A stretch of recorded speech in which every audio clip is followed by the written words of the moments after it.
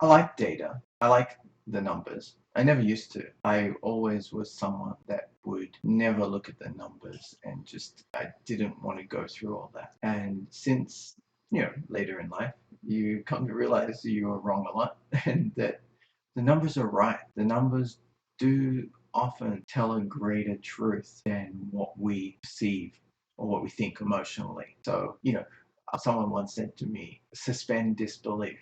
So when you see things that you, oh my God, I can't believe that. When you hear things, oh, I can't believe that. Believe it.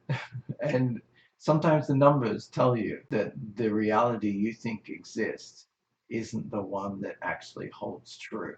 So one of the examples that I have come across recently is the numbers involved in EV sales. I'm not going to go through all the numbers because I don't like talking about numbers. I just believe the numbers. And we know that China is dominating the EV sales, right?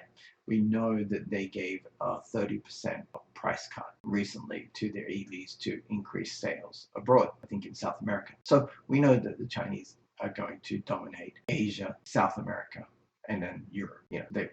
They'll make some headway into the US, but that's a different market. What I've just found out though is that there's a thing, and this is where it comes into the numbers. There's a thing called fake used cars.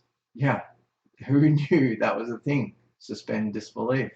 Yeah, there's a thing called fake used cars, or 0 kilometers, 0 miles, if you like, used cars. And what this is, it's factories churning out new cars and registering them momentarily. Now, that's another story about how the heck do you get to do that? It takes a lot of coordination to be able to do something like that. So anyway, you're a factory, you're making your EV cars, you're pumping them out, you're registering them, deregistering them, and exporting them as used cars. Now, why would you want to do that? Because of tariffs. Tariffs on used cars in many countries is lower than the tariff on new cars. So if you're churning out your EVs, you want to get into a market, people will do this. They'll start selling things at a discount to eventually mark it up, but to get a foothold in the market. Well, here we have a classic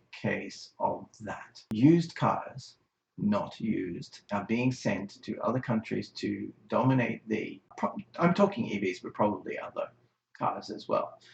But just generally, because of the whole EV thing right now, I thought this was interesting how China has managed to undercut competitors and to dominate in markets. There has to be some amount of collusion here with government. Now, the story I just read about this was that the government is going to crack down on this thing, the 0 kilometer, 0 mile fake used cars in China, and that this is something that they want to put a stop to. How did it get started in the first place? But anyway, that's an interesting thing. If you want to sell your new car, all you have to do is register it for a minute, deregister it, instantly got a used car. If this is how they are getting into these markets and dominating them, this is a non-tariff barrier that other countries are going to have to close the loophole on. I don't think they can leave it all up to China to do this. It is their own loophole. At the same time, it is obviously very deceitful, but as a business idea, it's well played. So if you're interested in things like this, make sure you go ahead and subscribe, follow, and I'll try to keep getting these videos to be a bit more technically correct in case the framing on this one is not very good. This is Langstandard. I look forward to seeing you again.